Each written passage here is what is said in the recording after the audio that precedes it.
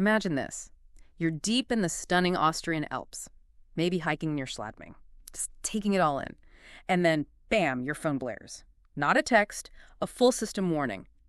Extreme weather. Your heart probably skips a beat, right? What does that even mean up there? What do you do? And how did that warning even get to your phone, especially if you're, say, a tourist? Today, on the Deep Dive, we're going to unpack exactly that. We're using a real event, an extreme weather warning for Styria, including Schladming, from just 2 days ago, June 26th, 2025.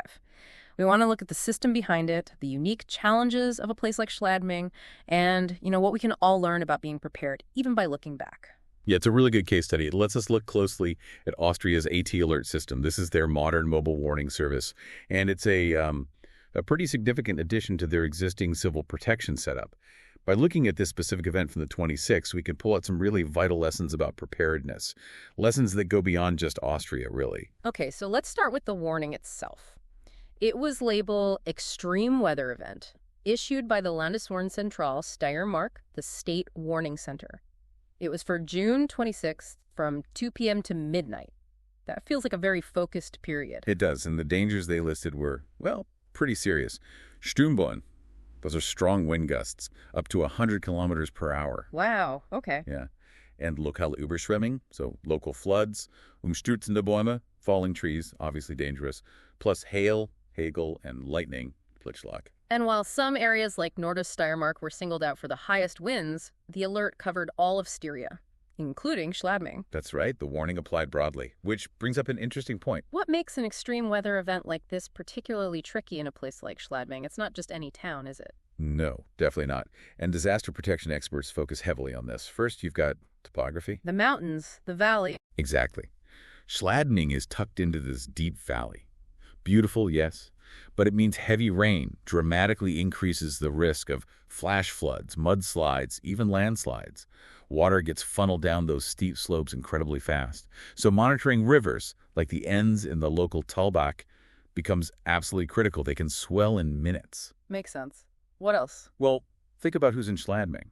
It's a massive tourist destination. Right, lots of visitors. Visitors who might have zero experience with alpine weather. They might not recognize the signs or understand the specific dangers. So communication is key, and probably needs to be in multiple languages. Absolutely essential. Clear, concise warnings in multiple languages aren't just helpful, they're vital for safety. You need everyone to understand, not just locals. Okay, topography, tourism, anything else infrastructure-wise? Yeah, briefly you have to consider things like the cable cars, the lifts, all those hiking and biking trails. Huge part of the experience there. Right. But during a storm, they could become hazards. Cable cars might need immediate shutdown. Trails could be blocked by trees or worse, rock slides or flash floods. So managing that infrastructure becomes a big safety priority. Okay, so you've got this serious warning, complex geography, lots of tourists. How does the warning actually reach people? How does AT Alert get it onto your phone no matter who your provider is, even if you're just visiting? Right, that's the clever part. It uses a technology called cell broadcast. Cell broadcast? Not like a regular text message then? No, not at all. It's different. Instead of sending a message to a specific number, it broadcasts a message within specific mobile radio cells, like geographical zones. Oh, okay. So any phone that's active within that cell and is compatible receives the message. It's designed for speed, reaching potentially millions of people very, very quickly. And you mentioned it's anonymous. Completely. It doesn't need your number, doesn't collect any data. You don't need an app. It's more like your phone is tuning into a specific frequency, like a radio. That's a pretty key feature for privacy, I'd imagine. Huge. It builds trust. People are more likely to accept and rely on a system that respects their privacy, especially for something as critical as safety alerts. And it's important to remember, AT Alert doesn't replace the old systems. Austria still has its network of, about 8,300 sirens? Right. AT Alert complements them. It adds another layer, reaching people directly on their devices. And they are still testing and refining it. It's officially in a test phase.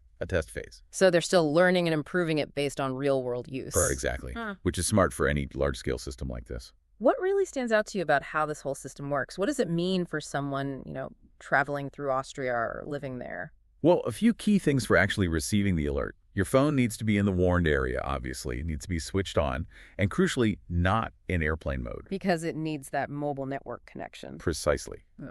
And you need a reasonably up-to-date operating system. Generally, that's Android 11 or newer, And for iPhones, iOS 17.4 or newer, So most modern smartphones should be okay. most should be.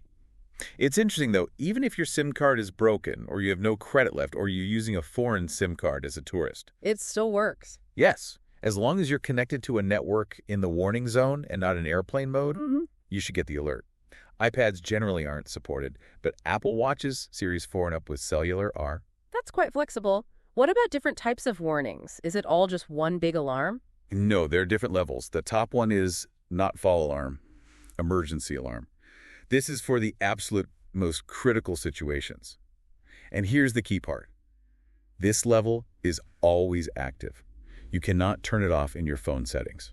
Wow, really? So even if my phone's on silent? It will still make a loud noise. It overrides silent mode, do not disturb mode. The idea is if it's a true emergency, you need to know immediately. Okay, that makes sense for the highest level. What about other levels? There are others like extreme Gefahr, extreme danger, erheblich Gefahr, significant danger, and Gefahren information, danger information. That's the level they use for the stereo warning we're discussing. And those can be turned off. Yes, those lower levels can optionally be deactivated in your phone's notification settings, usually under emergency alerts or similar. They also have levels for missing persons alerts, test warnings, and exercise warnings. So there's some user control, but not for the absolute worst case scenario. Exactly. It's a balance. And because these are considered critical alarms, they generally punch through do not disturb settings, but again, not airplane mode because there's simply no connection then. Okay, that's clear. But who actually decides to hit the button? Who sends these alerts, and how can you be sure it's official and not, some kind of mistake or hoax? That's a crucial question for trust. The triggers are strictly controlled. It's either the 9 regional Landeswarnzentralen, the state warning centers, or the Bundesministerium für Inneres, the Federal Ministry of Interior. So official government bodies only. Yes, they define the message text and the exact geographical area. And importantly, the message itself will always state who sent it, like Landeswarnzentral Steiermark in our example. Yes.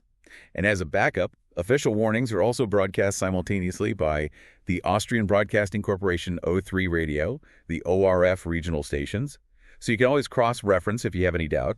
Plus, there are technical security measures in place to prevent fake warnings. All right, so let's go back to that moment. It's 2 p.m. on June 26th in Schladming. Your phone makes that loud noise. You see the extreme weather event alert. What's the immediate advice? What's step one for you, the listener, if you were there? Step 1 is simple. Read the message carefully and follow its specific recommendations. That's paramount. Okay, what else? Then tune into the radio. O3 or the local ORF station. They'll have more details, maybe ongoing instructions from officials. Practical steps, things to do around you. Definitely. Secure anything loose outdoors. Patio furniture, umbrellas, flower pots, trampolines. You don't want those becoming projectiles in 100-kilometer winds. Good point. And crucially, the advice was to avoid certain areas. Parks, forests because of falling trees, and riverbanks because of the flash flood risk we talked about. Stay away from those danger zones. And you mentioned general flood preparedness, too, relevant for a valley location. Highly relevant. Yeah. Things like moving valuables and documents upstairs, closing or even barricading windows and doors facing potential floodwaters, turning off electricity or heating in flood-prone lower levels, securing fuel tanks, sealing drains if necessary. These are standard flood precautions. It's about taking proactive steps yourself if you can. Exactly. Reducing the immediate burden on emergency services by preparing your own space. What's really interesting here, though, is that we're talking about this on June 28th. The event was on the 26th. It's already passed. So talking about what should have been done, what's the real value in this kind of retrospective look? Why dissect it now? Well, that's the core of continuous improvement in disaster management. This after-action review is critical. Experts in Schladming would be doing this right now. So what kind of questions would they be asking? They'd be asking, okay, did the impacts we expected actually happen? Did we see the predicted tree falls, the flooding, any power outages in the Schladming area specifically, or did things unfold differently? Comparing prediction to reality. Precisely. Then, how effective was the communication? Did AT Alert work as intended? Did people receive the warnings? Did they understand them? Crucially, did they follow the instructions? Especially thinking about those tourists. Right, the multilingual aspect again. Definitely. Yeah. And how did the emergency services perform? Were they effective? Were there enough resources? Any bottlenecks in the response? Where could coordination be smoother next time? Looking for weak spots in the plan. Exactly. Are there parts of the disaster plan itself that need tweaking?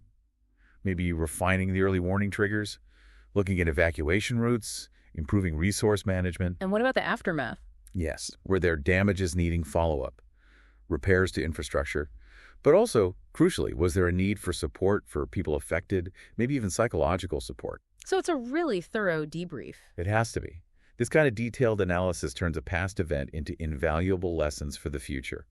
It's how you make the next response better, more effective, more resilient. You learn from what actually happened. This whole dive into just one warning in Schladming, it really paints a picture of how complex disaster preparedness is, especially somewhere with that unique geography and so many visitors. It's definitely not just about forecasting the weather. Not at all. And if you zoom out, you see AT alert combined with the sirens, the public broadcasts. Yeah.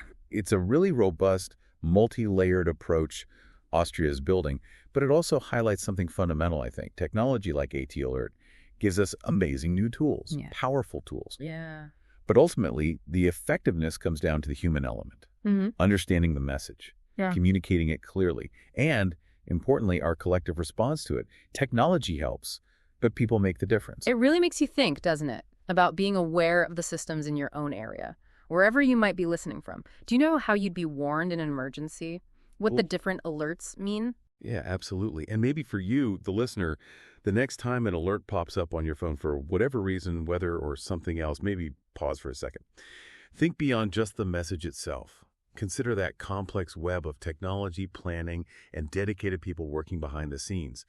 How does knowing about those layers, knowing how the warning got to you, maybe change how you think about your own safety and readiness? Does it prompt you to learn a bit more about your local systems?